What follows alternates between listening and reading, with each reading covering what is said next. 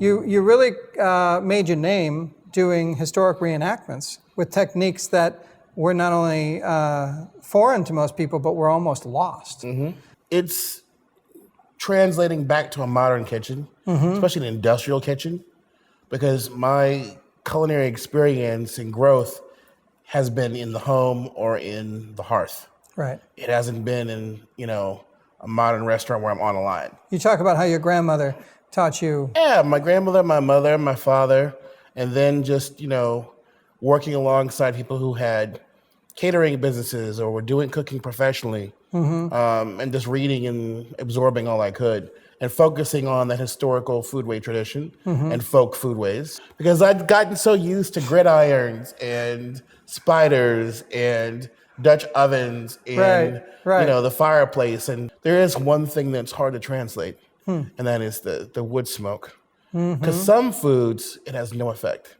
And other foods, it definitely imparts a flavor. I think about corn and how seminal that is in the flavors that you've been bringing forth and touching base with through history, and how corn plus wood smoke is like 15 times more than the sum of its parts. Right. So how do you re-explain a cuisine that's historical while you're reinventing it? And I mean, you're referencing, obviously things that came from the slave past, but you're also, in your mind, making up, okay, how am I going to do this? Because it wasn't like, that's the point. That was your point. There are cookbooks. Right. There's stories, but... That's an important part of the process. Number one, you have to put together in your mind a couple different things. Number one, we have oral tradition. In our families, in our communities, commonly held beliefs, which may or may not be true. Sometimes it's what people say in passing in narratives. Okay. They'll actually describe a dish or a process. Yeah.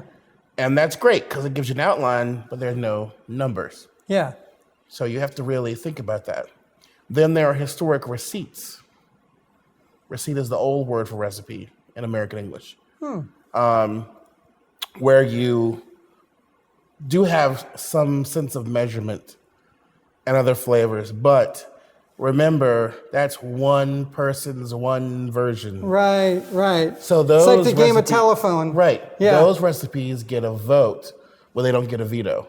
Are also penned in the hand of the slave holder, not in the hand of the enslaved. Oh, so there's all kinds of layers. Yes. And also, we already know that improvisation and call and response, some of the same elements that are part of African-American fashion, music, dance, also play a role in soul food in the kitchen.